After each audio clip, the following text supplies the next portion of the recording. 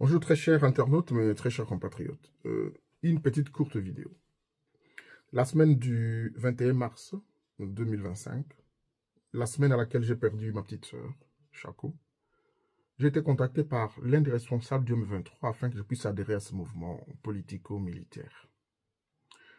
J'ai refusé. Je vais vous en donner les raisons. La même semaine, curieusement, une initiative privée, je ne dis pas officielle, privée, personnelle, de l'un de mes différents proches, vous savez, beaucoup d'entre vous savent à quel niveau je suis connecté à l'espace présidentiel. Je connais énormément de gens qui travaillent autour du président Tshisekedi, le président lui-même aussi.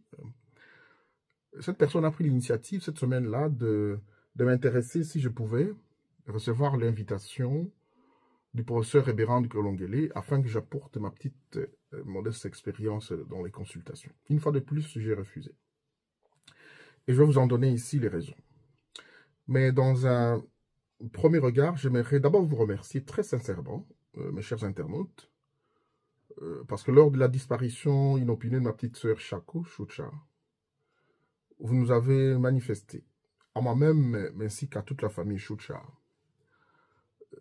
vos différentes marques d'amour. Et cela nous a énormément touchés. Et j'aimerais ici vous remercier très sincèrement au nom de toute ma famille et au mien propre.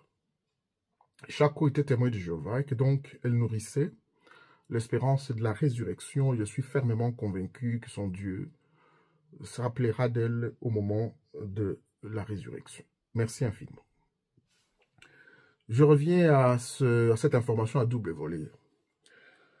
L'un des responsables du M23, c'est une personne que j'ai connue il y a très longtemps.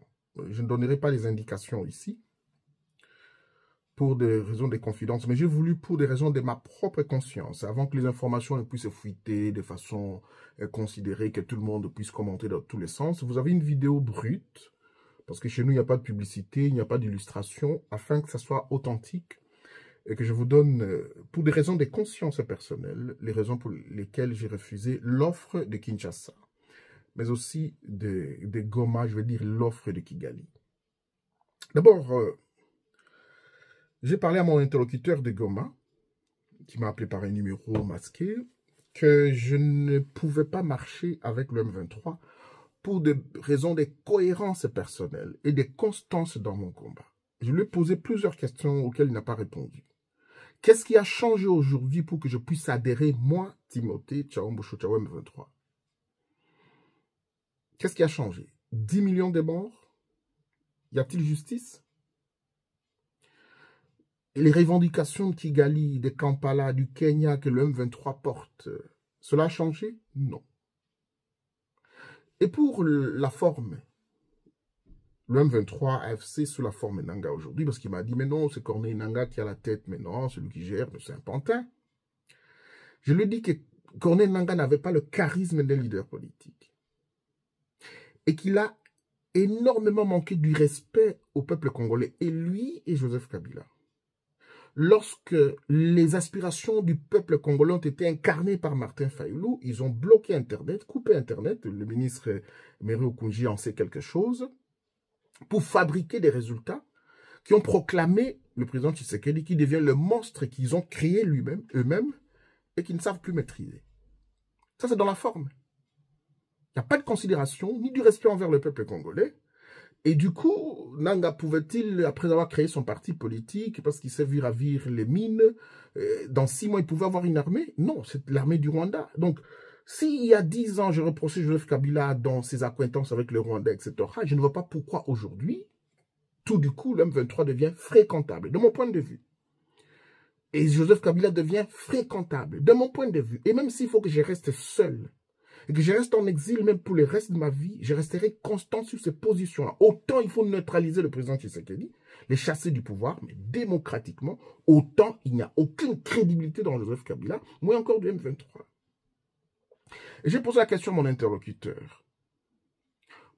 Allez dans les bureaux. Pourquoi est-ce que toute la nuit, il y a eu dans un seul week-end, on est parti de 3 000 à 12 000 morts dans l'attaque des Goma, dans la prise des Goma. Comment je peux, moi, participer et soutenir et me rallier à un tel mouvement?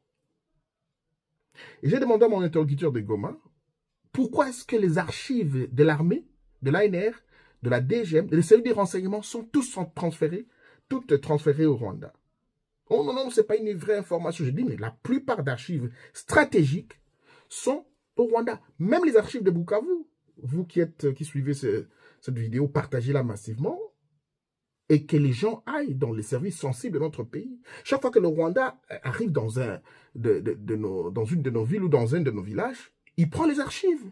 C'était comme ça lorsque James Kabarebe a été chef d'état-major général de la République démocratique du Congo sous Laurent Désiré Kabila, parce qu'ils sont venus en alliance de l'AFDL. Donc pour toutes ces raisons et beaucoup d'autres que j'ai évoquées ici, je lui ai dit que je ne pouvais pas, et c'était la suite de fin non-recevoir, comme on dit. Parce que je ne vois pas aujourd'hui comment le M23 peut être crédible et devenir du coup fréquentable. D'abord, ils veulent balkaniser le pays, mais avec l'aide d'un fils du pays, je reviendrai. Ils sont en train de piller les ressources de notre pays. Ils sont en train de neutraliser et tuer systématiquement les Congolais. Ils sont en train de faire la déportation des peuples étrangers vers la RDC et sur nos sols. C'est pour ça que systématiquement, soit on tue les Moamis, nos chefs, les prêtres, tous ceux qui ont l'archive. C'est ainsi que quand ils arrivent dans un village, ils prennent, ou dans une ville, ils prennent toutes les archives, ils les amènent à Kigali. Comment est-ce que moi, qui suis parti en exil parce que je m'étais opposé à Joseph Kabila, dans ses accointances avec le Rwanda, je puisse aujourd'hui, en 2021, j'avais dit que Joseph Kabila était en contact avec le M23. 2021-2022. Et ceux qui m'ont attaqué, c'est les gens de l'UDPS, c'est l'espace présidentiel. Voilà. Aujourd'hui, sur tout le toit, Kabila, Kabila, Kabila. Ce qui n'est pas faux. Je reviendrai dans le dossier Kabila à une autre vidéo, je crois les dimanches prochains. Je suis rentré à Kinshasa, je reviens vers Kinshasa pour vous dire que j'ai une initiative privée, hein, c'est pas officiel, Bérand ne m'a pas envoyé une invitation, mais ceux qui sont proches du chef de l'État ont regardé depuis 5 ans mes analyses et ont dit, il y a un monsieur en exil qui est un expert, qui peut apporter quelque chose. Et un compatriote très proche de moi a estimé s'il pouvait parler à Bérand pour que celui-ci puisse m'envoyer une invitation. J'ai refusé pour des raisons suivantes. La première, d'abord sur la forme. Le président Tshisekedi utilise les mêmes recettes mortifères de type Mobutu, Joseph Kabila pour débaucher Tibala, pour affaiblir l'UDPS. Joseph Kabila avait débauché Badi Banga, le nommé Premier ministre, 3 mois après. Ça n'a pas tenu, parce que les vrais opposants sont restés alimentés avec le patriarche Etienne Tshisekedi. Il a débauché Bruno Tshibala, ça n'a pas tenu, jusqu'à ce qu'il y a eu des élections sous fond de beaucoup de sang des compatriotes congolais. Et nous sommes allés aux élections de 2018. Et là encore, Joseph Kabila va utiliser, je l'ai dit tantôt, des manœuvres où il a carrément fabriqué des résultats. Donc, dans la forme, le président Félix Tshisekedi utilise les mêmes recettes mortifères, de débauchage, des gens qui ne pèsent pas, et il laisse les véritables acteurs à l'opposition. Enlevons Joseph Kabila. À mon interlocuteur, on a eu environ une quarantaine de minutes, ou si pas 1 heure de temps. Je lui ai dit qu'il sache, que le président Tshisekedi sache qu'il ne briguera pas un 3e mandat et qu'il n'y changera pas de constitution. Mais il peut être plus grand pour dire à Moïse Katumbi, qui finalement Moïse Katumbi est une victime commune. Autant Joseph Kabila a persécuté notre compatriote Katumbi, étranger, 600 mercenaires, etc., empoisonnement, procès, exil. Félix Tshisekedi, qui a été pris en charge totalement, et lui dépasse par Moïse Katumbi depuis 2015 jusqu'en 2018. Aujourd'hui, trouve le même bourreau. Et j'ai toujours tendance à dire, finalement, Moïse Katumbi risque d'être une victime solution parce que de son côté métissage, il peut aujourd'hui être un leader intemporel qui, lorsque Félix Tshisekedi l'appelle, il vient. Lorsque Joseph Kabila veut réconcilier, je ne sais pas s'il a changé, Kabila, il vient de bonne foi. Si aujourd'hui, disais-je, le président Félix Tshisekedi dit ordonnance, voilà. Le secrétaire général des Nations Unies, les responsables de l'Union africaine, venez, moi, je confie la transition des 5 ans à Moïse Katumbi. Moïse Katumbi vous ne recevez aucune instruction ni de mes frères, ni de mes sœurs, ni de mes nièces, ni de ma femme, ni de personne. Choisissez, moi j'ai déjà récompensé l'UDPS et l'Union Sacrée. Maintenant, c'est sauver la nation. Moïse Katumbi, diriger la transition comme Premier ministre ou vice-président.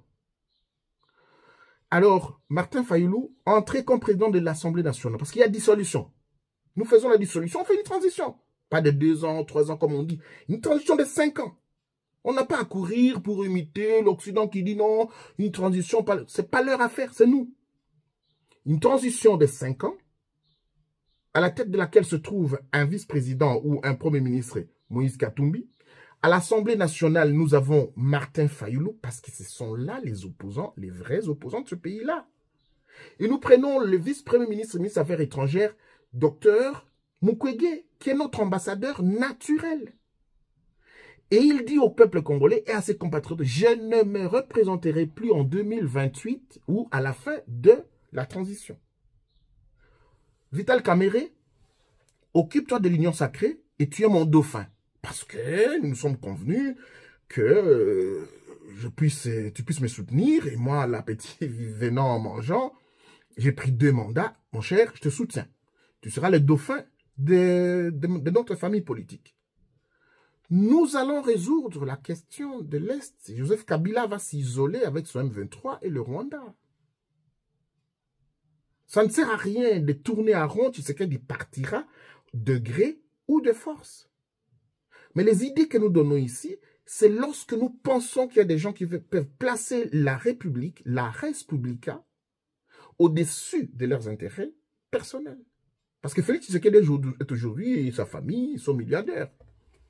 Leurs proches sont des millionnaires, on le voit tous les jours. Ce n'est pas à moi de vous apprendre ces informations, vous le voyez. Comment, ostensiblement, de façon ostentatoire, ils exhibent leur richesse. Peine arrivée au pouvoir. C'était sous la forme. Dans le fond, je le dis que je m'intéresse aux questions de géopolitique, des questions de sécurité. Il y a énormément d'accords secrets que Félix Tshisekedi a conclus avec l'Ouganda et le Rwanda. Je veux dire le M23. Premier accord, je n'en ai pas, je n'en ai pas lu, mais j'ai des informations. Pas ces accords secrets. Les accords secrets, on les connaît par des attitudes qu'affiche l'un ou l'autre acteur liés à ces accords. Vous savez que dans la prise de Bunagana, l'armée ougandaise a cédé son territoire afin que le M23 puisse attaquer l'armée nationale de la RDC par le dos, afin qu'on les chasse de Bunagana. C'est comme ça qu'on a perdu depuis 3 ans et demi Bunagana. Sauf qu'en même temps, l'armée ougandaise et l'État ougandais est en accord militaire avec la République démocratique du Congo. Est-ce que vous comprenez quelque chose? Pourquoi Félix Tshisekedi n'a pas rompu ces accords? Pourquoi il ne l'a pas fait? Parce qu'il est pieds et poings liés. Deuxièmement, Muhunzi, le fils du président Museveni, qui est le chef des armées, menace tous les jours le FARDC et menace et affiche son soutien à Paul Kagame au M23 dans un état sérieux. Est-ce que le président Tshisekedi ne peut pas se retirer des accords avec l'Ouganda? Oui. Mais pourquoi il ne le fait pas? Parce qu'il est poings et pieds liés. Notamment dans le détournement de 325 millions de dollars qu'on a donné, hein, que l'Ouganda a payé. Parce que vous savez que l'Ouganda a été condamné pour les victimes des affrontements de Kisangani à plus de, je crois, 10 milliards de dollars. Mais lui, il est venu fractionner pour dire non, payer, je ne sais pas combien. Mais 325 millions de dollars ont été payés et cet argent a pris une destination inconnue. Seul l'Ouganda et Kinshasa savent, Kampala et Kinshasa. J'ai donné cette information à mon interlocuteur. Je lui ai dit également que je ne pouvais pas, parce que j'ai participé avec, et j'en suis fier, hein, je le dis, je n'entrerai pas dans les détails, j'ai participé pour 32 pages de la réforme du CNS, ils ne l'ont pas appliqué, 17 pages pour la réforme de l'ANR, ils ne l'ont pas appliqué. Mais le président Tshisekedi a des courants dans son cabinet qui sont rwandophiles, ougandophiles, kenyophiles, donc des gens qui sont des agents du Kenya, du Rwanda et de l'Ouganda qui ont encore la décision. Et dans l'espace présidentiel, ils ont rendu le ministère de la Défense et l'achat des armes, le transport des militaires, les transports de denrées alimentaires, de la ration, tout ça, comme du business où on a créé des petites sociétés, etc. Et la gestion de l'armée devient une affaire, ça devient des affaires. Moi, je ne rentrerai pas au sein des institutions où les dirigeants au plus haut sommet de l'État entretiennent une certaine ambiguïté sur des questions les plus sensibles. Je resterai cohérent. Et pour là, encore une fois de plus, si pour ces positions-là que je prends aujourd'hui, que Félix Tshisekedi ne veut plus que je rentre au Congo, je mourrai en exil. Mais je resterai cohérent. Je resterai cohérent. C'est un frère à qui j'ai donné toutes mes analyses allées depuis 2019. Mais on n'applique rien. Parce que le président Tshisekedi a voulu d'abord, 1, devenir riche, 2, créer sa propre milice comme Joseph Kabila avec ses forces de progrès, là. Joseph Kabila qui a envoyé même sa milice au Burundi pour apprendre chez les Nzim Mondelakoure. Félix Tshisekedi est pile au poil sur le même chemin que Joseph Kabila. Pile au poil. Pourtant, il a incarné, au-delà de la tricherie, n'a pas été élu, il a incarné l'aspiration de tout notre... Et même nous tous, nous avons dit non, non, non, non. Ce n'est pas Chadar qui est élu, on parle de Félix Tshisekedi, c'est le frère de Martin Fayulu, tous ils viennent de la même maison, de l'UDPS. Nous avons eu de la présomption de bonne foi que nous avons prêtée. 6 ans après, Félix Tshisekedi est dans des bêtises. Vous voyez, dans la gabegie financière. Mais c'est en termes des millions. On ne ramasse même pas les poubelles. Vous voyez comment Kinshasa est en train de se faire noyer, engloutir par les eaux. Nous avons le réchauffement climatique. Mais aussi, il n'y a aucune politique de voirie et de drainage. Pire encore, si Joseph Kabila avait vendu certains espaces verts, Félix Tshisekedi, avec son régime, sont en train de vendre systématiquement tous les espaces verts de la Gombe. C'est pour ça que même Gombe est submergé par les eaux. Donc, avec mon interlocuteur, nous avons eu des échanges houleux pour lui montrer que je ne pouvais pas. Et un deuxième élément que je voulais montrer, c'est l'article 15 de la Constitution de la République démocratique du Congo. Je vais vous lire très rapidement.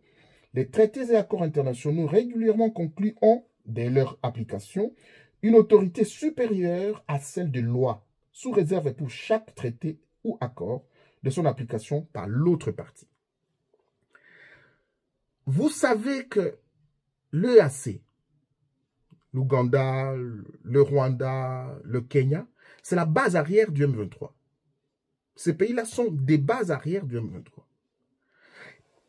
Et depuis que nous sommes entrés dans l'EAC, qu'est-ce que nous avons gagné en retour comme République démocratique du Congo? Rien.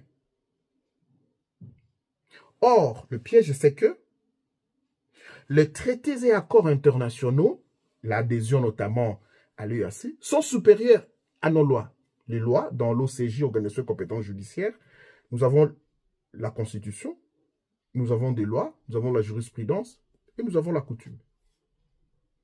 Donc, l'article 215 de la Constitution fait qu'aujourd'hui, Tshisekedi, et je vais vous dire pourquoi, Tshisekedi garde sa position, il nous fait consommer le discours Rwanda, Rwanda, Rwanda, mais en réalité, le deal est que lui, il va se mettre à se battre et à mettre des subterfuges pour ne pas négocier avec le M23, pour qu'en réalité, le M23 puisse se prononcer, faire l'autodétermination et dire, OK, vous ne voulez pas de négociation, nous on reste avec le Nord et le Sud Kivu.